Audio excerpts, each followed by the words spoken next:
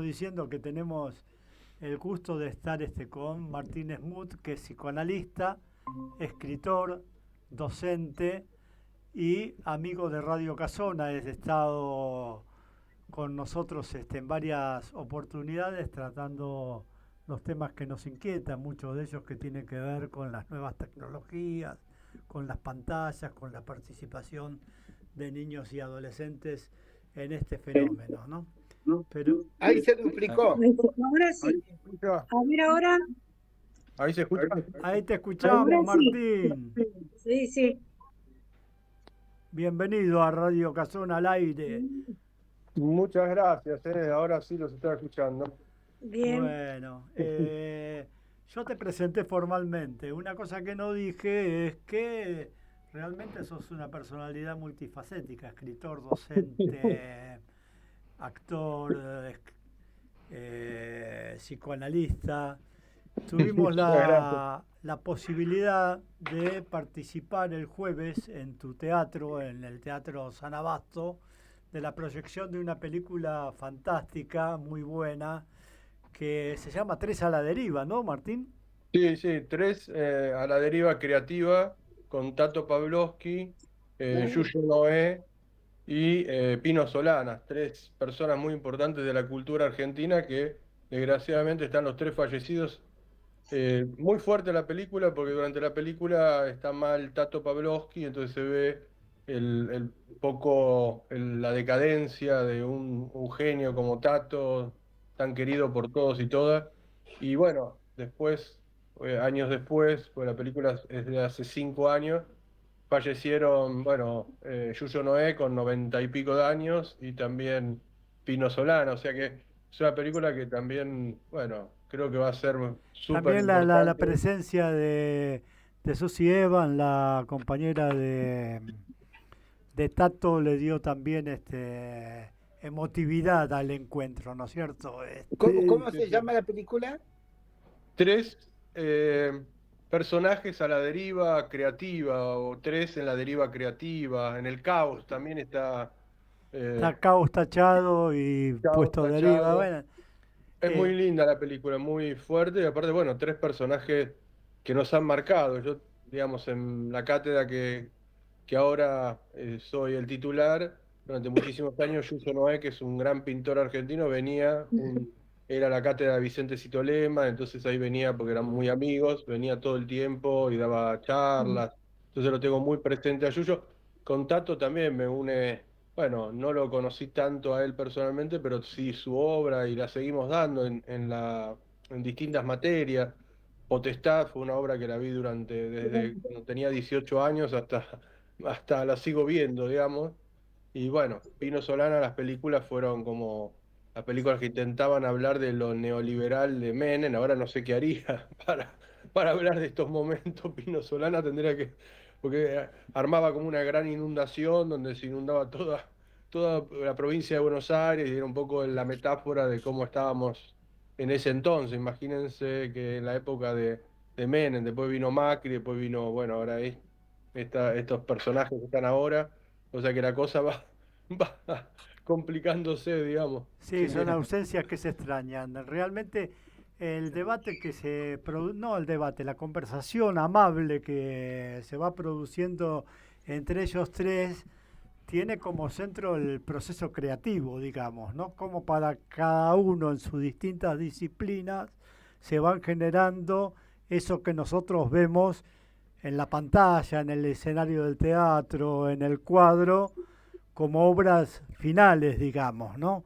Cómo es ese proceso que los lleva a eso y realmente es conmovedor escucharlo y a todos los que estamos en proyectos, en la vida social, política, cultural, nos aporta cosas muy significativas. No sé, vos sos un gran creativo, Martín, pero supongo que a vos también te habrá ayudado, ¿no es cierto? sí, sí, sí, sin duda que sí, porque son justamente los temas que doy continuamente y sigo dando, los procesos creativos. Vos sabés que Vicente Sitolema, uno de los grandes temas que tenía, entre otros, porque también es una generación, la generación que representan los tres, con Vicente incluido, la generación del 60, llamada de esa manera, que eran todos grandes, se metían en todos lados y en todos lados hacían un montón de cosas.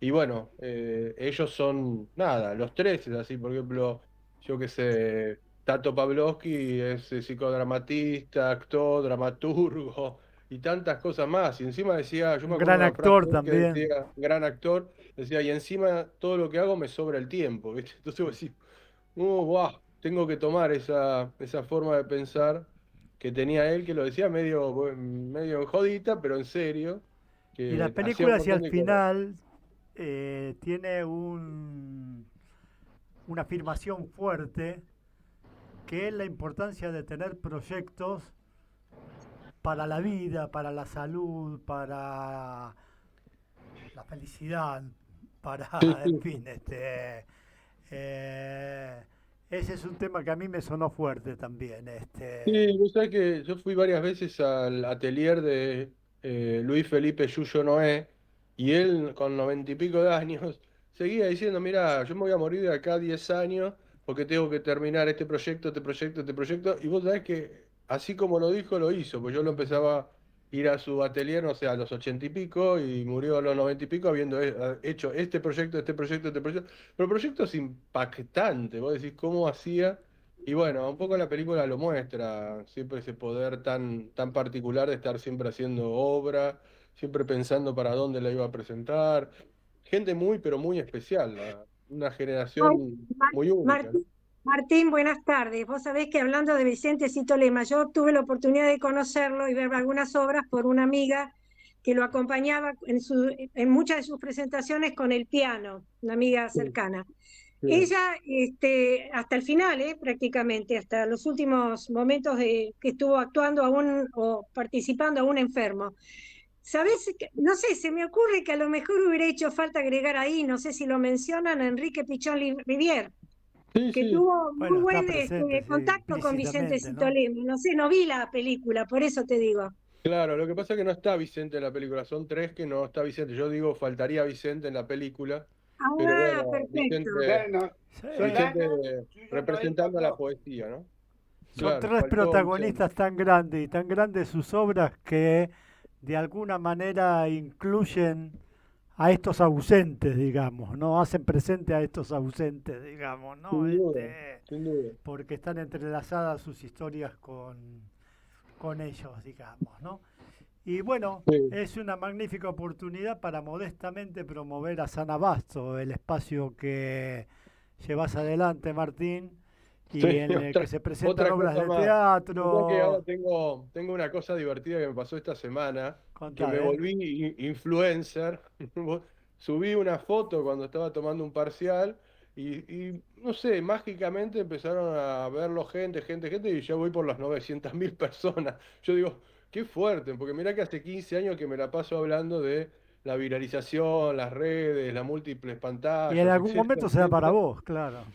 Claro, y se dio esto así en forma de carambola al algoritmo le gusté, digamos, Tuviste y me lo Perdón, hizo viral. un momento de romance con el me, algoritmo que a veces criticamos tanto, ¿viste? me quedé una duda con, ¿dijiste 900 o 900.000? 900.000.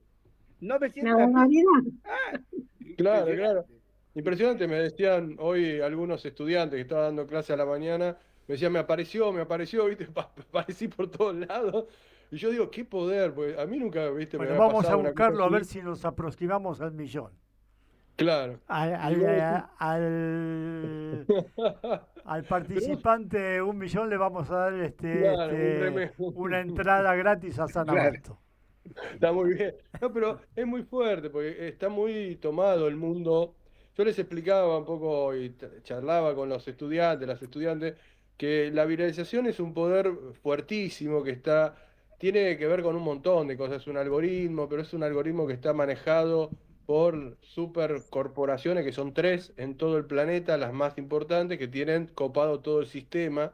Y la verdad que también por la forma que tienen las redes sociales, siempre apuntan más a la derecha, a la concentración de poder en pocas manos. Entonces, de repente hay uno que es mirado por todo el mundo y la mayoría que no lo ve nadie. Entonces, es muy fuerte también la concentración de miradas que se hace en las múltiples pantallas. También Entonces es un es muy escenario de fuerte. lucha, ¿no? Porque ahora se dice que Milei está mal en las redes, digamos, ¿no? Esto que lo construyó, Sí, no que ataja construyó una. de él, se le está volviendo en contra, digamos, ¿no? Y es un Sí, fanático de las redes ahora. sí, sí, él está 4 o 5 horas todos los días retuiteando y bueno, hizo el poder y llegó a ser presidente gracias a las viralizaciones de las redes sociales. Entonces, Eso. imagínense que se le está licuando el poder de que lo hizo llegar a donde llegó, que uno nos explica como, ya, un presidente debería tener, aunque sea, a nosotros como docentes nos toman un examen cada tantos años para concursar nuestro cargo. Una Imagínate, edad, claro. claro. Imagínate un presidente que tiene semejante responsabilidad, deberían, nada, tener una formación por lo menos que vos puedas decir, bueno, esta persona se formó para llegar ahí durante 20, 30 años, porque es muy fuerte el ser presidente, más allá de la posición política que tengas, digamos, porque Claro. bueno, lo que Y hacen en, finalmente es esto que está haciendo este hombre, además de sus posiciones políticas que son tremendas. Se va de viaje todo el tiempo que puede, claro, huye del país cada vez que puede para... Huir no, es la y consigna, además de ¿no? huir, recibe visitas que apuntan a fortalecer su proyecto de ir por más en el terreno de la tecnología eh, de Internet y de Sí, inteligencia de artificial, cibervigilancia. digamos, ¿no? Cibervigilancia, que es lo de Palantir Sí, con Peter Thiel. pero eso vienen a él y le dicen, mirá, necesitamos, porque necesitan esas inteligencias artificiales, necesitan mucha energía, ya sea agua, ya sea, bueno, un montón de energías, entonces vienen acá para primarizar nuestros Claro. productos que Claro. tenemos bastante de eso, pero no es que vienen a hacer negocios a nivel de, bueno, vamos a, A invertir, a aprovechan todo lo invertir, que claro. pueden, Pero claro, se dice, aprovechan todo lo que Martín, a ver, pueden para... ayudarnos a pensar porque no somos especialistas en el tema, pero que parte del proyecto es ir por las materias primas tan demandadas en este momento, pero además de generar en el país un polo de desarrollo de inteligencia artificial, etcétera, que pueda expandirse. ¿Vos ves que hay algo de esto?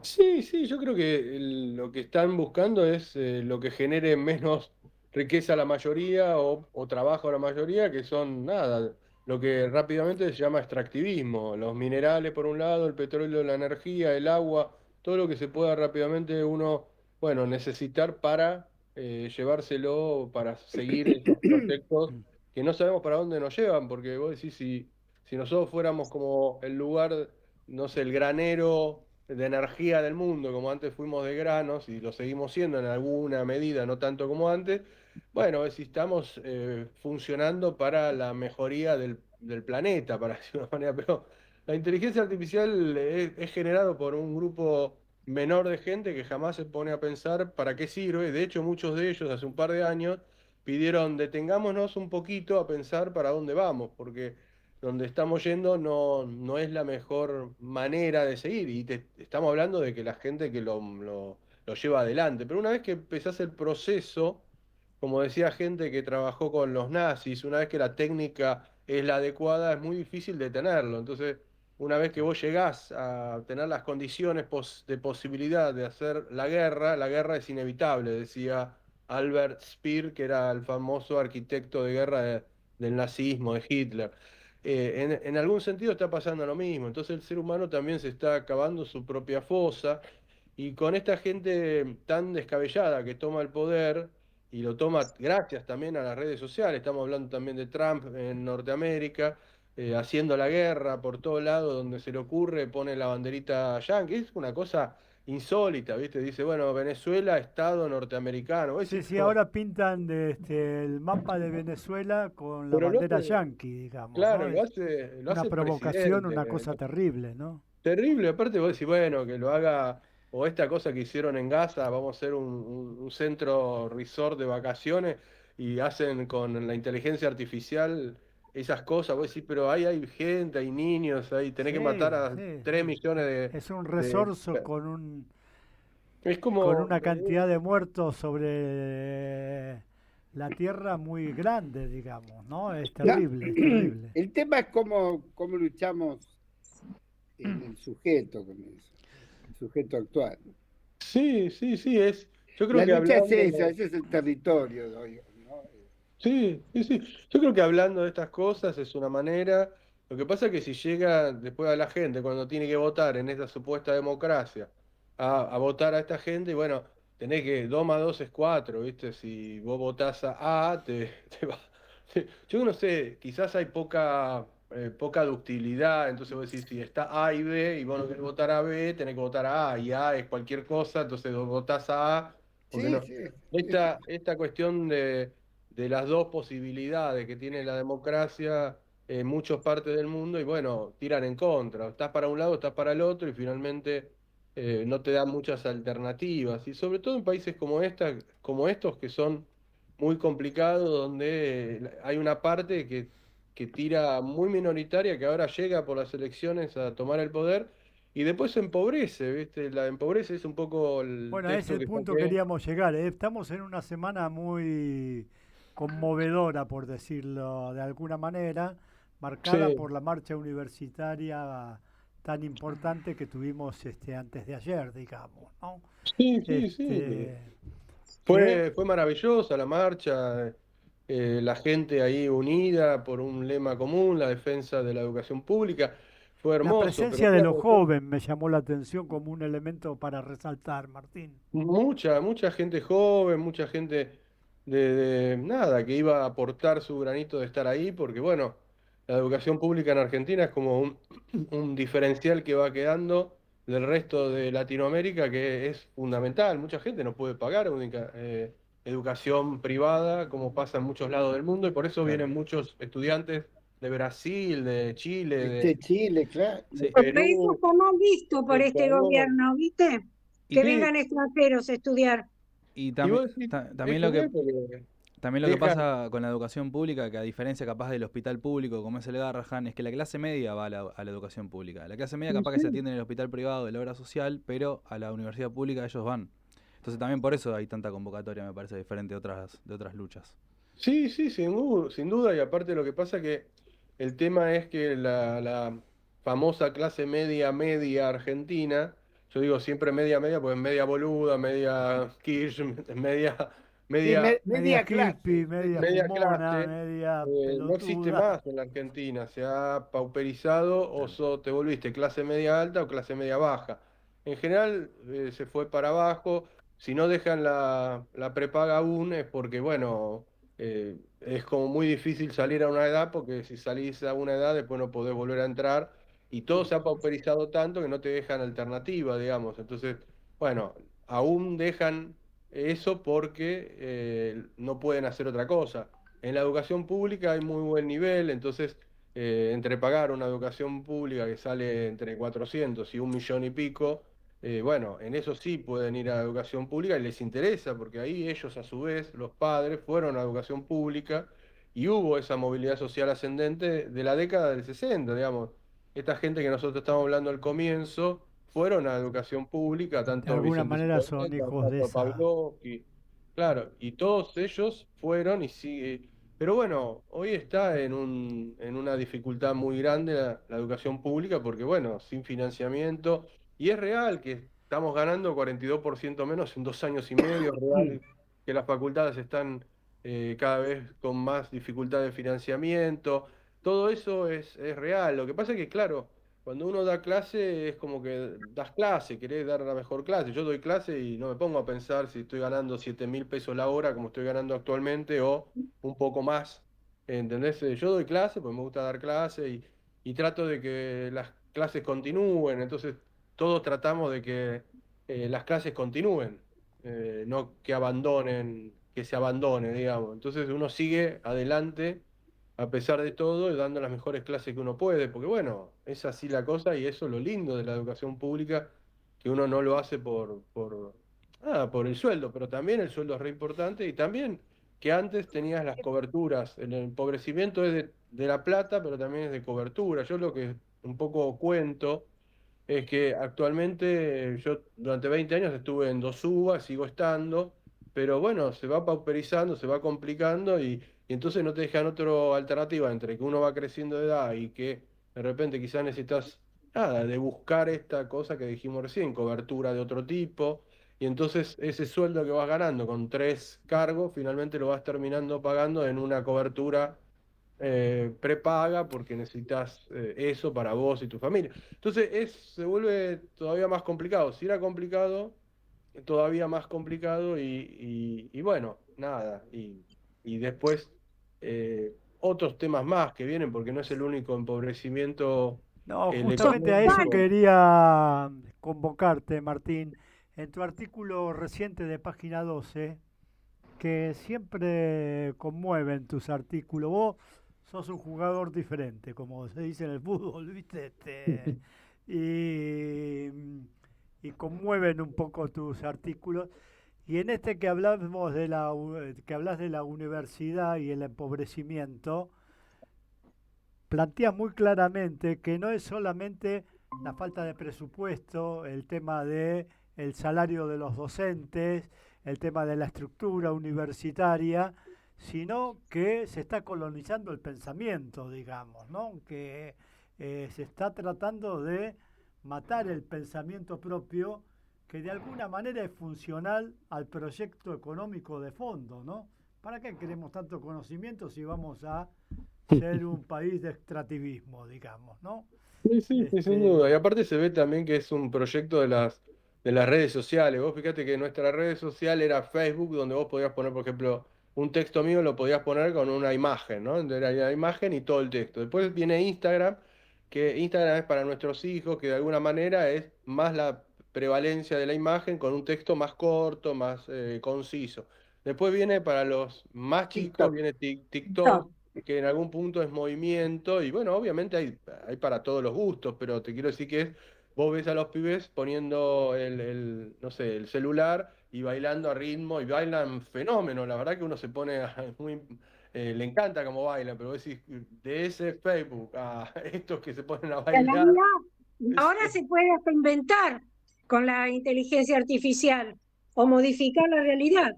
sí, sí, la inteligencia artificial es otro asunto que nos está atravesando, se nota muchísimo, muchísimo en todos lados, y lo que pasa es que las consecuencias son, primero, una dejadez muy grande, porque si lo podés hacer con la inteligencia artificial, ¿por qué lo vas a hacer vos? Claro. Y después te perdés, porque yo qué sé, yo me pongo a escribir, no sé, cualquier cosa, y lo hago con inteligencia artificial, pero después, finalmente, no sé qué dije yo, qué dijo la inteligencia artificial, no sé cómo seguirlo, para dónde va.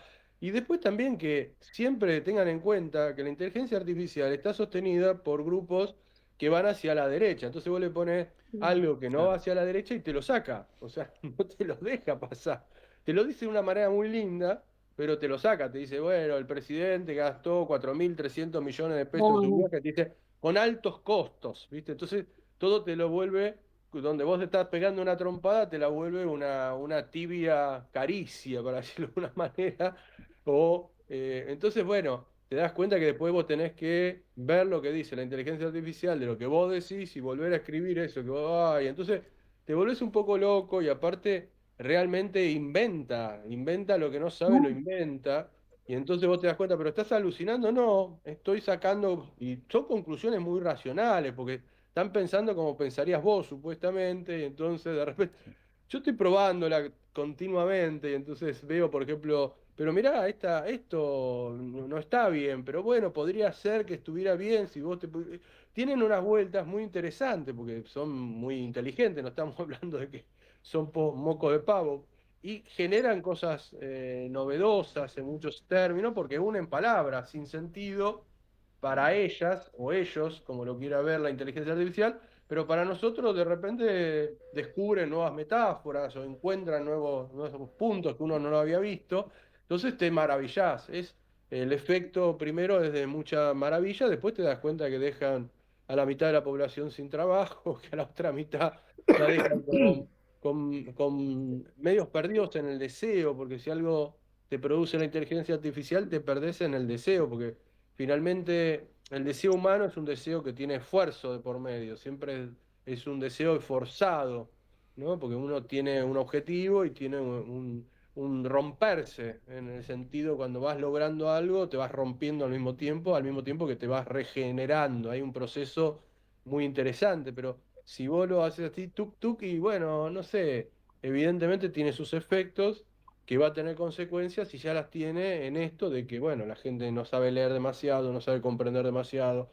Hay un empobrecimiento del nivel comprensivo, porque, bueno, para comprender es un esfuerzo. A veces te levantás a las 3 de la mañana porque tuviste una idea, te la tenés que poner a escribir, te tenés que poner frente a algo para poder hacer algo. Entonces, yo qué sé, yo a veces hablo de que yo hace 35 años que escribo y durante 20 años escribía a las 5 de la mañana, que me levantaba hasta las 7, después me volvía a dormir un rato.